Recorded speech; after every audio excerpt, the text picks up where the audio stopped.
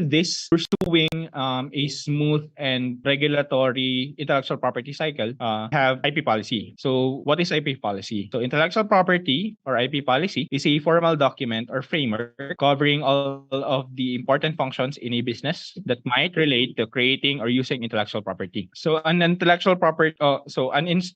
institutional IP policy is a formal document typically dealing with ownership terms, procedures for identification, evaluation, protection, and management of intellectual property, as well as cooperating terms and references when engaging with third parties, together with the supposed distribution of profits and cancellation factor or terms of negotiation when sharing profits from third-party agreements. So generally, IP policies can be implemented in various scales. As here in the Philippines, follow a national IP policy wherein it is the intent of the country that is expressed to use the intellectual property system in a defined manner to achieve a stated goal. This is actually persistent, or this can be seen with the existence of IPOFIL and its regulating law. Dito sa atin sa local scene, we follow an institutional IP policy wherein we use this to address intellectual property issues typically encountered during collaboration with external parties and commercialization of academic researches. I'd like to highlight that while the discussion only presents IP policy, us as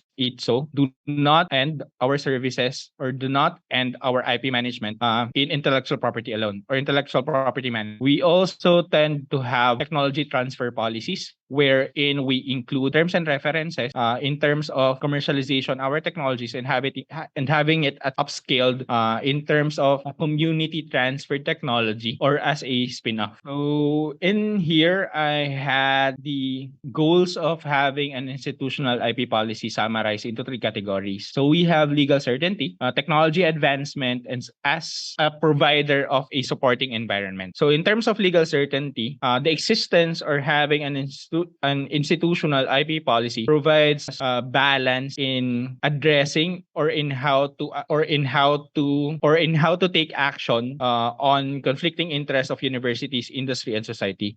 Most of the time, I'm sure that you're familiar that most of the time we're having some conflict with IP ownership, especially when money is already involved between the university, faculty, and its researchers. Kasi iba-iba. Pag may pera na, magulo na. So the IP policy serves as a legal reference for us to be able to address this. It also ensures the compliance with applicable national laws and regulations. So as for technology advancement, as I'm sure you're all familiar with, the engagement or availability of an IP policy promotes scientific research and technological or development in our institutions. It also encourages researchers to consider the possible opportunities for exploiting an invention so as to increase the potential flow of benefit to society and to our pero as fellow researchers, as fellow instructors of the academe, syempre, we also tend to prioritize our financial and professional advancement. And again, engaging or having it available in our university provides an environment or a culture that supports and encourages innovation and development. Feeling mo safe ka, pag feeling mo in all your activities and in all your venture, you will be protected or your